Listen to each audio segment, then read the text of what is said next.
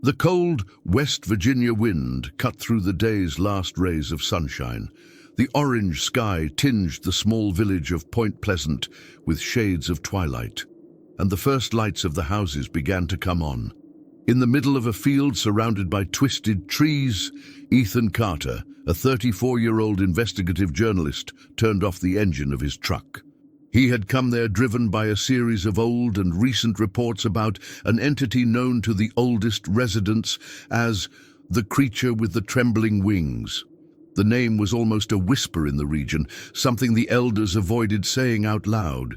They said that when the creature was seen flying over houses or resting on dead trees, something bad would happen. Someone would become seriously ill, or someone would disappear.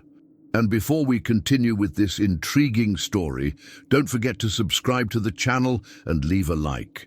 This helps us bring you more content like this. Now let's get back to the story. Ethan didn't believe in legends. He was a skeptic. But in recent months, reports of the creature had increased, and along with them, a disturbing pattern. Everyone who claimed to see it suffered some kind of tragedy within a matter of days. The journalist lit a cigarette and picked up his recorder. The first interview of the evening would be with Martha Collins, a 68-year-old widow who had lived in the area since childhood. He walked up to the wooden house, knocked on the door and waited. The latch turned slowly. "Are you the reporter?" The woman's voice was hoarse, laden with years of smoking and undigested stories. "Yes, Ethan Carter. I've come to talk about the creature sightings." Martha looked around before opening the door wide. "Come right in. If anyone sees you here, they'll think I'm bringing something bad into my house." He walked in. The smell of old wood and boiled tea dominated the room. Martha pointed to a chair and sat down opposite him, holding a cup shakily in her hands. "You shouldn't be touching that boy." "I just want to understand the story." She let out a heavy sigh. "The creature always appears before some misfortune. My father saw it in 1953. 2 days later, my mother had a stroke and died on the sofa in that room." She pointed to a dark corner. "My brother saw it in 1978. 3 days later, he crashed his car and died on the spot." Ethan wrote everything down. "And you? Have you seen it?" Martha pressed her lips together and looked away. 3 days ago." Ethan stopped writing. "And did something happen?" She clasped her hands over her cup. "Not yet." The tension in the room became palpable. Ethan cleared his throat. "Can you describe the creature?" "I didn't see it properly. I only heard it." He frowned. "You heard it?" Martha nodded. "A sound, like the flapping of wings, but not like birds. It was shaky, irregular, like sick wings." The journalist felt a shiver run up his spine. "And what happened next?" "A smell of iron filled the air. I was on the balcony. I looked around, but I didn't see anything. Then I heard it again. And then..." Martha was silent for a long time. "Ever since that day, I've been waiting for misfortune to come." Ethan took a deep breath. "Do you think this creature causes the tragedy? Or does it just warn that something bad is going to happen?" Martha looked into his eyes for the first time since the conversation began. "Which do you think is worse?" The journalist swallowed. Before he could answer, a sound came from outside. The flapping of wings, trembling, weak, but there. Martha paled. Ethan stood up, pulling out his cell phone to record, and ran to the door. He opened it. The cold night air enveloped him. He looked around. Nothing. Only the wind, rustling the dry branches of the trees. He turned to go inside the house. "I think it was just the wind." Before he could finish his sentence, something passed over the house. A shadow. Big, fast. The journalist felt a deep chill. He didn't believe in legends, but for a moment, he was sure that something was there. Something that shouldn't be there? Martha held his hand tightly. "You've already heard. Now it's too late." Ethan tried to laugh, but something in the woman's eyes stopped him. Night fell completely, and the sound of the wings disappeared. But the feeling that something had changed remained. The night was dense and silent, except for the cold wind that made the trees bow as if whispering secrets to each other. Ethan Carter left Martha Collins's house feeling a weight on his chest. The conversation with the old woman had made him uneasy. The sound of fluttering wings still echoed in his mind, even though he tried to rationalize that it was just the wind. He got into the truck and started the engine, but stood there for a moment, staring at the deserted road in front of him. The screen of his cell phone illuminated the interior of the vehicle, showing the audio he had recorded during the conversation.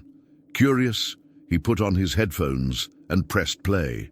Martha's voice came out clearly. "The creature always appears before some misfortune." The sound of Ethan's pencil scratching on his notepad followed. "My father saw it in 1953. 2 days later, my mother had a stroke and died on the sofa in that room." He heard his own sigh, followed by the question, "Do you think this creature caused the tragedy? Or does it just warn you that something bad is going to happen?" Then silence. For a moment, just the static of the tape recorder. And then a faint sound in the background. Ethan widened his eyes and turned up the volume. The flapping of wings. He froze. The sound was on the recording. It wasn't in his head. Swallowing dryly, he rewound the track and listened again. The same noise.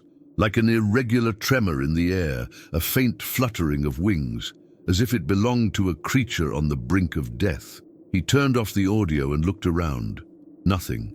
Just darkness and the narrow road leading back to the center of Point Pleasant. Ethan didn't believe in legends, but something that night seemed out of the ordinary. He put the truck in motion. The hotel where he was staying was 15 minutes away, but the feeling that something was watching him stayed with him the whole way.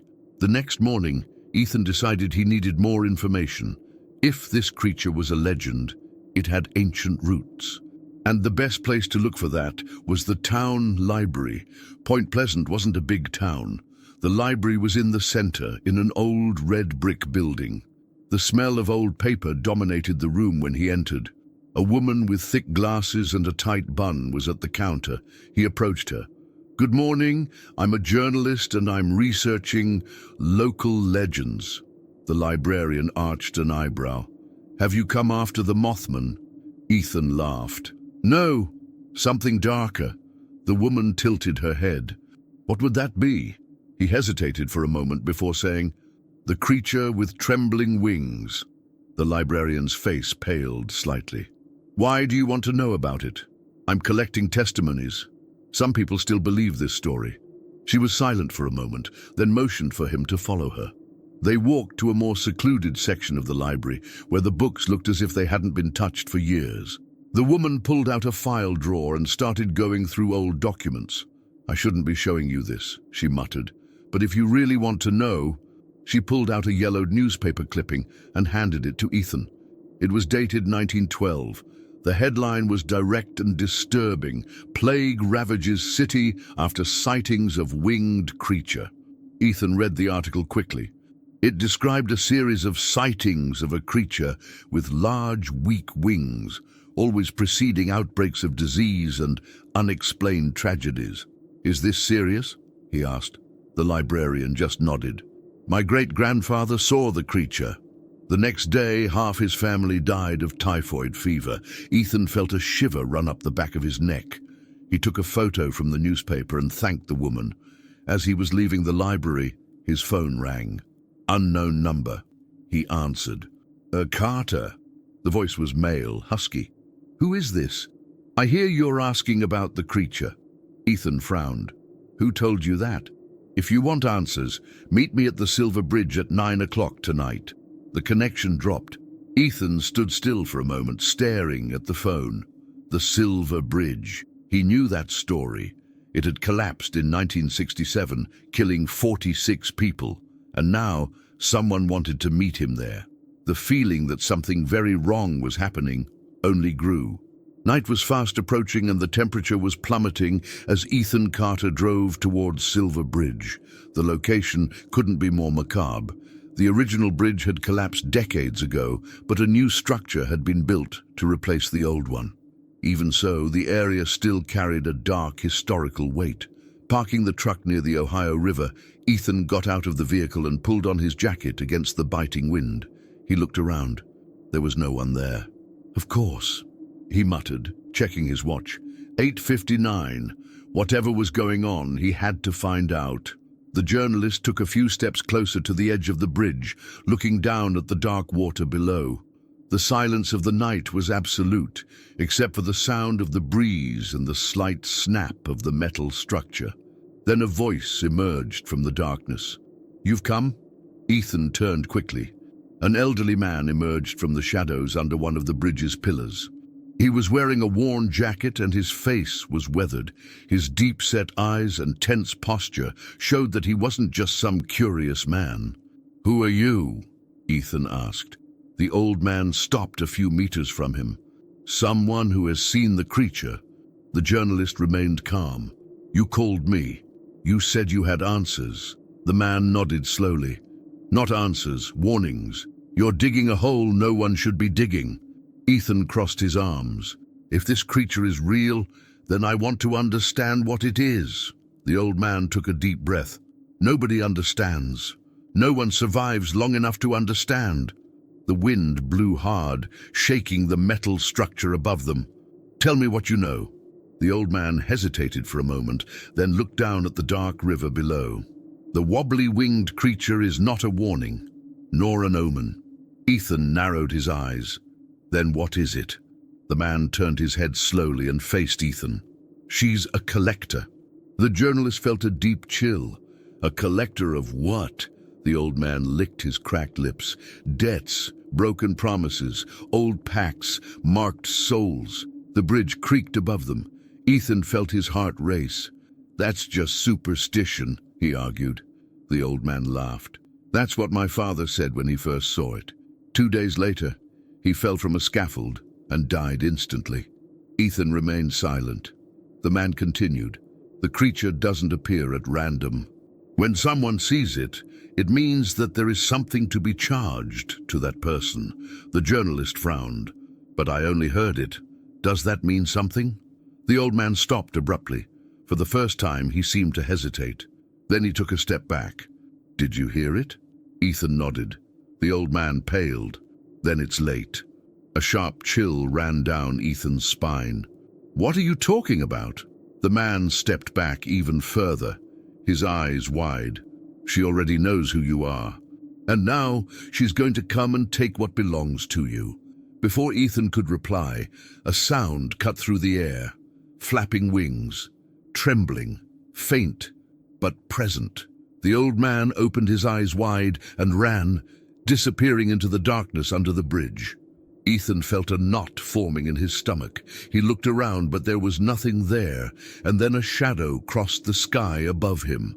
For an instant, he saw it. Something big, with disproportionate wings, swaying as if they were broken. The elongated body, dark against the night sky, and the eyes, deep red eyes, fixed on him. Ethan felt his chest tighten. The sound of wings intensified. Something was coming down. He ran to the truck, got in, and turned the key in the ignition. The engine coughed. It took a while to start. The flapping was getting closer. The journalist felt despair take over. Finally, the engine roared. He accelerated, getting out of there as fast as he could. In the rearview mirror, he still saw the creature land on the bridge, its trembling wings slowly opening and closing. He blinked, and it was gone. But he knew the thing hadn't gone. The pointer on the speedometer read 120 km/h. Ethan Carter could barely keep his hands steady on the steering wheel as his truck tore down the dark road. His heart was still pounding in his chest, and his mind replayed the scene on the bridge like a distorted echo. He had seen it. The wobbly-winged creature was real. The journalist tried to rationalize what he had seen. Perhaps it was a huge bird, an optical illusion caused by the darkness and tension. But deep down, he knew it was nothing of the sort. The thing had eyes, red eyes, and it saw him. As he approached the hotel where he was staying, Ethan slowed down and took a deep breath, trying to regain control. He needed to think. He needed to understand what this meant. If the creature wasn't an omen, but a collector, as the old man had said, then what exactly did it want with him? Ethan owed no one anything. He never made pacts, never played with the occult. He didn't believe in such things. So why was he being marked? As soon as he entered the hotel, Ethan locked the bedroom door, closed the curtains, and threw himself on the bed. His body was exhausted, but sleep wouldn't come. In the dark, he picked up his cell phone and typed into Google, "winged creature with trembling wings." The results showed nothing but articles about bats, sick birds, and meaningless urban legends. He snorted and tried something more specific. Point Pleasant, winged creature, disappearances. This time, something caught his eye. An obscure forum hidden among the results with the title, "I saw the creature and survived, but I didn't come out unscathed." Ethan clicked on the link. The post was old, from 2006, written by an anonymous user. The account was short but disturbing. "I saw the creature when I was 17. It was exactly as the stories describe. Trembling wings, red eyes, suffocating presence. I felt marked that day. I thought nothing would happen, but then people around me started to get sick. My mother died within a week. My best friend disappeared without explanation. I myself escaped death 3 times in unexplained accidents. I don't know why I'm still here, but I'm sure I'm paying the price for something I don't even know what it is." The journalist felt a chill. The creature wasn't attacking directly. It prowled, it waited, and then tragedy struck. Ethan jumped to his feet, panic growing inside him. Martha had seen it 3 days ago. That meant he grabbed his car key and hurried out of the hotel. He needed to check something. Now, the road to Martha Collins' house was deserted. The clock on the dashboard read 3:42 a.m. Ethan knew he was risking the old woman's patience, but something told him he needed to see her. When he arrived at the house, he felt a cold chill in his stomach. The lights were off. The porch, where Martha always sat, was empty. He got out of the car and knocked on the door. No answer. "Martha? It's me, Ethan!" Silence. He tried the handle. The door was unlocked. A shiver ran down his spine. He pushed the door open slowly and stepped inside. The smell in the house was strange, iron, and then he saw it. Martha was lying next to the sofa, her eyes open but glazed over. Ethan felt his stomach turn. Her lips were parted as if she had tried to say something before she died. His hands were cramped and his thin fingers scratched the wooden floor as if he had been fighting something invisible. But what struck him most was the blood. A thin, dark line ran from the woman's nose to her throat, forming a stain on the carpet. Ethan felt his panic rise. Martha was dead 3 days after seeing the creature. The old man on the bridge was right. The thing wasn't an omen. It was a collector. And now Ethan had been marked too. He staggered back, pulling out his cell phone to call the police, but his fingers were shaking. Before he could make the call, a sound filled the air. The flapping of wings. Slow, faint, closer, very close. He froze. He turned slowly towards the window. And then he saw the red eyes on the other side of the glass. The wobbly-winged creature was there. Time seemed to freeze. Ethan Carter couldn't move. His eyes were fixed on the creature on the other side of the window. Red eyes, intense, cold. The thing's wings trembled gently, as if each movement were an effort. Its body was slender, dark, shrouded in shadows, as if it didn't quite belong in this world. The air in the house became heavy. Ethan felt as if something was pressing down on his chest, as if the mere presence of the creature was draining his strength. He tried to take a deep breath, but the smell of iron and rot filled his nostrils. His heart hammered. His mind screamed only one thing: run! But his legs wouldn't obey. The flapping of wings increased in intensity. The creature was moving, and then the glass of the window broke. The crack of the glass breaking was enough to snap Ethan out of his paralyzed state. His survival instinct took over. He threw himself to the ground, dodging the shards that flew into the house. The icy wind blew in through the broken window, and the putrid smell of the creature grew stronger. He crawled backwards, slapping his hand against the cell phone that had fallen to the floor. The creature had entered the house. Ethan didn't dare look directly at it, but he felt its presence. The sound of wings filled the room, pulsating, irregular. With a desperate impulse, he got up and ran to the door. His trembling fingers struggled against the handle, but it seemed stuck. Behind him, a noise crept through the wood. The thing was close.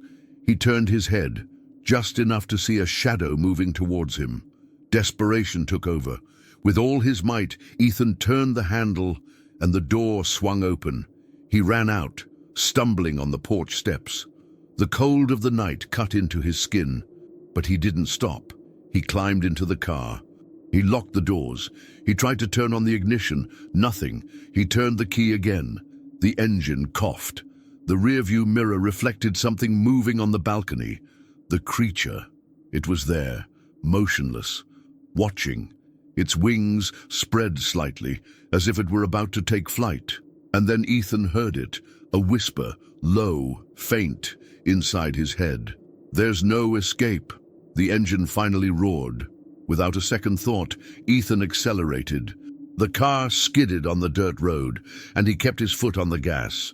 Fear gripped his body, but in the rearview mirror, the creature was no longer there. The journalist breathed heavily, trying to convince himself that he was safe, but he knew it wasn't over. Ethan drove aimlessly for almost an hour until his body gave in to fatigue. He stopped in an isolated area and rested his head on the steering wheel, trying to understand what was happening. Martha was dead. 3 days after seeing the creature, now Ethan had seen her, which meant that he was doomed. His phone vibrated on the seat next to him. He picked it up, an unknown number. For a moment he thought about ignoring it, but something told him he had to answer. "Hello?" Silence. Then a familiar voice, the old man from the bridge. "You saw it, didn't you?" Ethan swallowed. "Yes, I did." The man breathed on the other end of the line. "Then you need to listen to me. There's still a way to break this." Ethan straightened up in his seat. "How?" The old man hesitated before answering. "I need to find you. Now, go to the abandoned church on the old road. If you hope to survive, don't delay." The connection dropped. Ethan looked at the darkness around him. He had no choice. The abandoned church was in the middle of nowhere, surrounded by dry trees and a forgotten cemetery. Ethan stopped the car in front of the decaying building. The wood of the doors was rotten, and the stained glass windows had been weathered. Outside, the old man was waiting for him, holding a cloth bag. "Come quickly," he said bluntly. Ethan followed him into the church. The smell of mold and damp earth permeated the air. "What do you mean there's a way to break it?" asked Ethan nervously. The old man picked up an old book, flipping through the pages quickly. "This thing, it doesn't just pick random victims. It attaches itself to bloodlines." Ethan frowned. "What do you mean?" The old man stared at him. "Someone in your family called you." The journalist felt a chill. "That's crazy." The man ignored the interruption. "To break the mark, you need to perform an ancient ritual, something that goes back to the roots of this curse." Ethan crossed his arms. "You've seen this thing before. Did you do the ritual?" The old man looked away. "I tried, but I failed." He pulled up the sleeve of his jacket, revealing dark, twisted marks on his arm. "If you don't do it right, the creature won't just kill you. It will take everything you love." Ethan felt his heart squeeze. The old man took a handful of ashes from the cloth bag and drew a circle on the floor. "Sit here. Now." Ethan hesitated for a moment, but something inside him told him he had no choice. If he didn't break this curse, he would be next. He took a deep breath and stepped into the circle. The old man closed his eyes and began muttering words in a language Ethan didn't recognize. The air inside the church changed instantly. The atmosphere seemed to vibrate. The ground shook slightly, and then the sound came, the flapping of wings. This time, it wasn't weak. It was strong, Furious, Ethan opened his eyes and saw the creature at the entrance to the church. It was furious. The old man shouted, "Don't look into her eyes!" But it was too late. The wobbly-winged creature advanced. And then everything went out.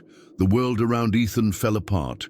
For an instant, everything was absolute darkness. No sound, no sensation, no gravity. Then came the cold, icy, sharp, empty. Ethan felt as if his body was suspended in the air, but without control. His mind was screaming at him to fight, to try and move, but he couldn't. And then the sound came again, the beating of wings. This time, strong, furious, close. Ethan tried to open his eyes and found himself inside something that shouldn't exist. He was in an endless field, surrounded by dense mists that moved as if they had a life of their own. The sky was dark, with no stars, no moon, only absolute emptiness stretched out above him. And then he realized he wasn't alone. There were shadows all around him, human shapes, distorted, moving in the mist. Some crawled, others just hovered, as if caught between the real world and something worse. And then a voice echoed in his mind. "You shouldn't have come here." Ethan turned his body, trying to locate the source of the sound. That's when he saw the creature. This time, there were no shadows or darkness to obscure it. It was completely exposed. It was bigger than it had looked before, with a skeletal body covered in something that resembled brittle feathers. Its wings were immense, but trembling, pulsing as if every movement was an effort. And then there were the eyes, red, deep, twin slits of something ancient and implacable. Ethan tried to back away, but he couldn't move. The creature was studying him. "Your blood already knows my name." The phrase echoed in Ethan's mind like a poison. "What do you want from me?" he shouted, feeling his throat burn. The creature moved, a quick movement, inhuman. It was in front of him in the blink of an eye. And then it touched his forehead. Ethan screamed. The creature's touch unlocked something inside him. Suddenly, he saw images that weren't his own. A hut, somewhere remote. An old man, kneeling in front of a strange symbol drawn on the ground. Words muttered in a forgotten language. A cut on his palm, blood dripping. And then, red eyes appearing in the darkness. A pact. Ethan recognized the man. It was his grandfather. An icy chill ran through his body. The creature hadn't chosen him at random. It was a legacy. The debt his grandfather had created now fell on him. Ethan tried to fight this truth. He tried to deny it, but the creature held him on the edge of reality, forcing him to see. Then a new vision took hold of his mind. The ritual. The old man on the bridge wasn't wrong. There was a way to break the bond, but he had to act fast. Ethan closed his eyes tightly, concentrating on the words he had heard the old man mutter inside the church. Even though he didn't understand the language, he repeated them. The creature moved violently, as if struck by something invisible. Ethan felt the weight of the darkness lessen. He repeated the chant louder. The world around him shook. The creature opened its mouth in a silent scream of rage. And then everything collapsed. When Ethan woke up, his body was lying on the cold floor of the abandoned church.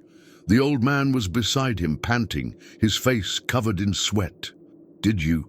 Ethan mumbled, his voice hoarse. The old man looked at him wearily. You're still here, aren't you?" The journalist blinked a few times, trying to absorb everything that had happened. He looked around. The creature was gone. The old man sighed, relieved. "So, yes, you made it." Ethan felt his chest rise and fall, his breathing heavy. But something was different. The weight he had been carrying since his first encounter with the creature was gone. The debt from the past had been broken. He sat up slowly, trying to process. The old man wiped his brow and murmured, "You were lucky, boy. Few come back after seeing those eyes." Ethan looked down at his hands. They were still shaking. "What now?" he asked. The old man gave a tired smile.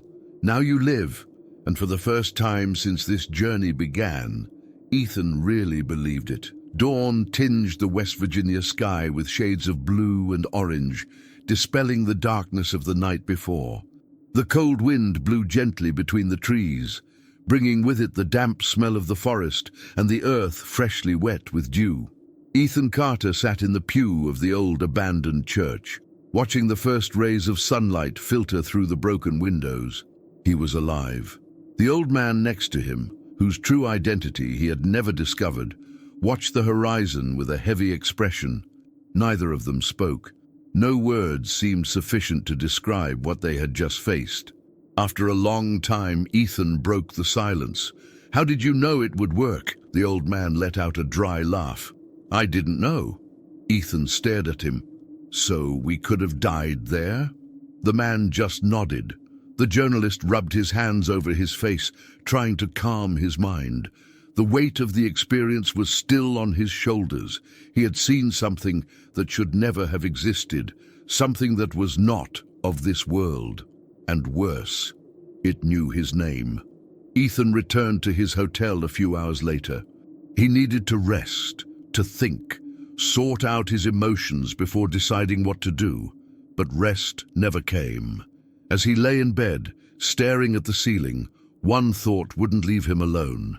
The wobbly-winged creature connects to bloodlines. That meant that someone before him had already been marked. And now, after the ritual, the debt was theoretically broken. But there was something inside him that said the truth wasn't so simple. Ethan was a journalist. He couldn't live without answers. And if he wanted any peace, he needed to know what his grandfather had done. He picked up the phone and dialed the only person who could still give him that information: his mother. The phone rang several times before a tired voice answered. "Ethan, is everything all right?" He took a deep breath. "Mom, I need to ask you something. Do you know what time it is?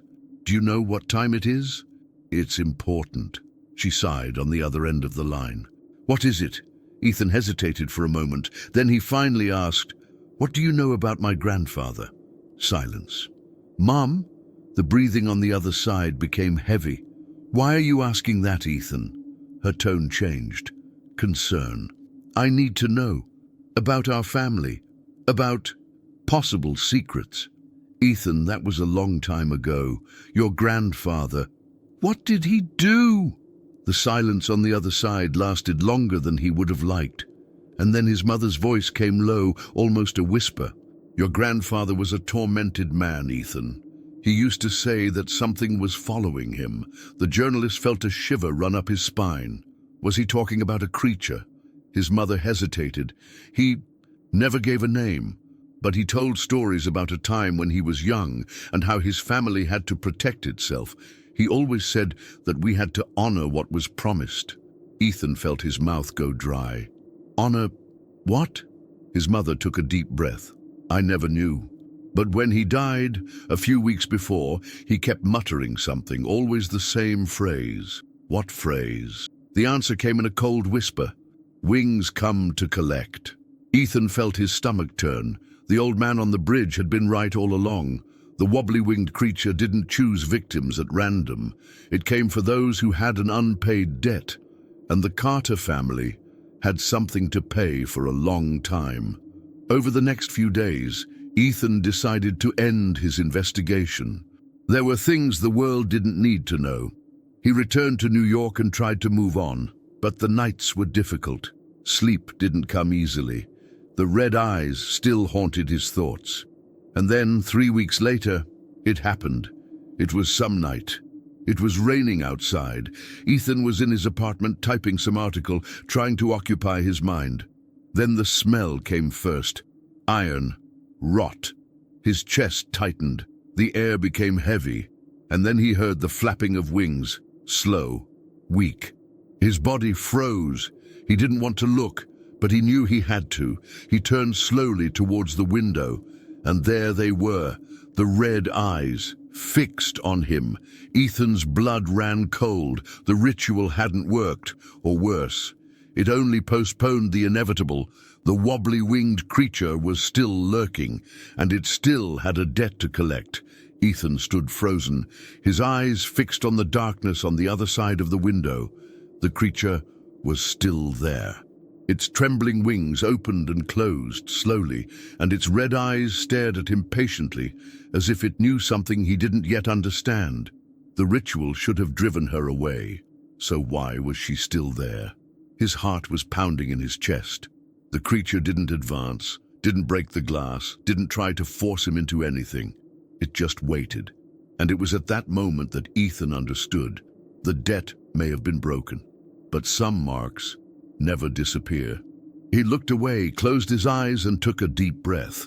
If she wanted him to give in to fear, she couldn't. When he opened his eyes again, the creature was gone. But Ethan knew the truth. It hadn't gone away.